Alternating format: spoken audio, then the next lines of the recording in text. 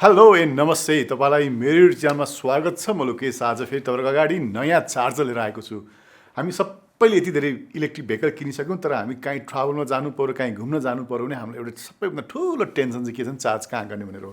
त्यसैकारण यो इओ भन्ने चार्जर अब आएको छ, जसलाई तपाईले जहाँ पनि इन्स्टल गर्न सक्नुहुन्छ। र यो चार्जरको कुरा गर्नु पर्दाखेरि चाहिँ यो चाहिँ इओ भन्ने ब्रान्ड हो, जुन चाहिँ युके को ब्रान्ड हो र 7 किलोवाट आवरको तपाईको अगाडि मैले चार्जर लिएर आएको छु। यो नर्मली हामीले जहिले पनि गाडी किन्दा पाउने भनेको 2 किलोवाटको मात्रै चार्जर हामीले पाएको हुन्छ, जसलाई घरबाट चार्ज गर्दाखेरि चाहिँ झन्डै 24 घण्टा नै हामीले फुल चार्ज गर्न टाइम लाग्छ भने 7 किलोवाटको राख्यो भने त्यसलाई चाहिँ हामीले धेरै छिटो भनौँ त 3.5 टाइममा चाहिँ हामीले चार्ज गर्न सक्छौँ।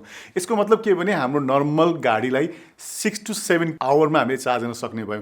यसले गर्दाखेरि नर्मल चार्जरभन्दा फास्ट हुने भयो र एकदम सिम्पलभन्दा सिम्पल छ। यो चाहिँ 2 फेज 3 फेज दुइटैमा पाउँछ र तपाईँले कुनै पनि लोकेसनमा आफ्नो हुन्छ, रेस्टुरेन्ट भएको ठाउँ होस् या होटल भएको ठाउँ होस् या तपाईँको कुनै पनि कमर्सियल एरियाहरू छ जहाँ चाहिँ तपाईँको पार्किङ गर्ने ठाउँ पनि छ र बिजुलीको राम्रो पोइन्टहरू छ भने तपाईँले यो किसिमको चार्जर चाहिँ तपाईँले इन्स्टल गरेर राखिदिन सक्नुहुन्छ, जसले गर्दाखेरि तपाईँको आफ्नो कमर्सियल एरियाको ट्राफिक तपाईँले बढाउन सक्नुहुन्छ। किनभने आजको दिनमा इलेक्ट्रिक गाडी चढ्ने भनेपछि धेरै मान्छेले मन पराइसक्नु भएको छ र उहाँहरूले चाहिँ इलेक्ट्रिक गाडी कहाँ चार्ज गर्ने भनेर चाहिँ चार्जिङ स्टेसन खोज्दै पनि हिँड्नु भएको हुन्छ। र लामो दूरी हिँडेको बेलामा त यति धेरै मान्छेलाई चाहिँ यो एन्जाइटी हुन्छ रेन्जको कि हामी पुग्छौँ कि पुग्दैनौँ। त्यसकारण हामी जस्तो सबैले यदि इलेक्ट्रिक गाडी किनिरहेको छैनौँ भने पनि यदि इलेक्ट्रिक गाडीलाई सपोर्ट गर्ने हो भने हामी ठाउँ ठाउँमा भएको कमर्सियल एरियामा हामीले यदि बुझिदिने हो भने चाहिँ हामीले यस्तो किसिमको चिजहरू प्राइभेटली नै जडान गऱ्यो भने कुनै पनि सरकारको मुख ताकिराख्नु पर्दैन, जसले गर्दाखेरि छोटो डिस्टेन्समा पनि कोही मान्छे आएर एकछिन 1 घन्टाको 2 घन्टाको रेस्ट लिएर यदि ब्रेकफास्ट गर्छ या लन्च गर्छ या डिनर गर्छ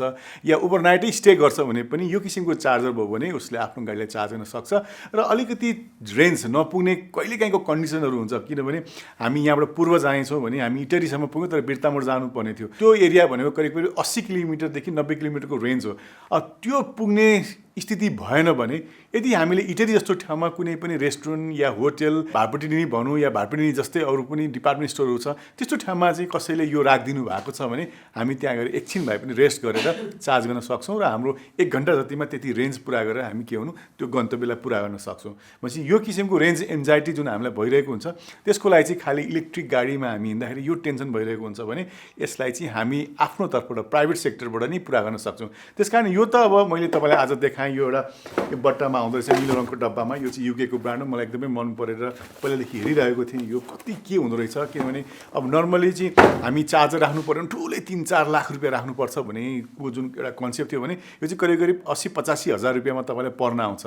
र यो चार्जरको कुरा गर्नुपर्दा यो चाहिँ युके को ब्रान्ड जुन अघि नै मैले भनिसकेँ नि, यो चाहिँ 7.2 किलोवाटको छ र यसले चाहिँ म्याक्सिमम 32 एम्पियरसम्म यसलाई चार्ज गर्छ। र यसको चाहिँ एक्ज्याक्ट नामको कुरा गर्नुपर्दा चाहिँ यो चाहिँ इओ मिनी होम चार्जर रहेछ, जसको मोडल नम्बरको कुरा गर्ने भने चाहिँ EM002 मोडल हो। र यो एकदम सिम्पल भन्दा सिम्पल छ र यसलाई चाहिँ हामीले नर्मल हाम्रो 220 देखि 240 को जुन हाम्रो करेन्ट सप्लाई छ, जुन चाहिँ नेपाल इन्डियाको जुन सप्लाई करेन्ट सप्लाई छ त्यसमा यसलाई युज गर्न सक्छौँ।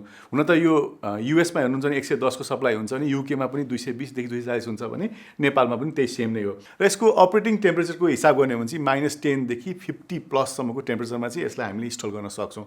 र यो चाहिँ एक किसिमले भन्यो भने चाहिँ यो चाहिँ वाल चार्जर हो र हामीले कुनै पनि वालमा र अलिकति पानीको सेट भएको ठाउँमा मजाले यसलाई राखेर चार्ज गर्न सक्छौँ भने यो डिभाइसबाट आउने चाहिँ जुन देखिहाल्नु यति नै हो, जसलाई चाहिँ हामीले यहाँनिर प्लग इन गर्न सक्छौँ। जुन यो चाहिँ एसीको जुन चार्जिङ गर्ने पोइन्ट छ त्यो चाहिँ टाइप 2 पोर्ट हो। यसको इन्स्टलेसनको लागि चाहिँ हामीले यो बक्स खोलेर भित्रबाट तार यसलाई मजाले लाग्ने हो भने जसले गर्दा चाहिँ हामी नर्मल घरको सिङ्गल फेसको लाइनमा यसलाई जोडेर चलाउन सक्छौँ। र यो जुन यो पोर्ट देख्नु भएको छ यो चाहिँ नर्मली हेर्नुहुन्छ भने चाहिँ अहिले नेपालमा चलेको प्रायः सबै गाडीहरूमा चाहिँ नर्मली फिट हुन्छ, जसमा चाहिँ तपाईँले एमजीमा भयो, कोनामा भयो, त्यस्तै निरोमा भयो, अनि BYD को अहिले नयाँ मोडलमा पनि तपाईँले यही चार्जर भेट्नुहुन्छ भने अब यसमा चाहिँ अलिकति नमिल्ने भनेको चाहिँ हाम्रो यो निसानको लिफमा चाहिँ यो पोर्ट मिल्दैन। र मोरलेस यो जुन टाइप 2 चार्जिङ पोर्ट छ यो चाहिँ नर्मली प्राय धेरै गाडीहरूमा चाहिँ अहिले यही नै आउँछ।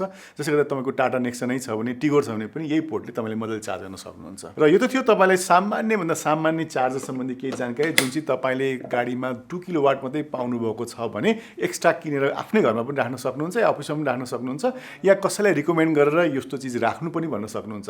हजुरलाई यो चार्जर कस्तो लाग्यो र यो चार्जरको बारेमा केही छ भने कमेन्ट गर्न चाहिँ नभुल्नु होला। म नेक्स्ट भिडियोमा फेरि त्यसलाई एड्रेस गर्ने नै छु। र यति भन्दै आजलाई बाई बाई अनि नमस्ते।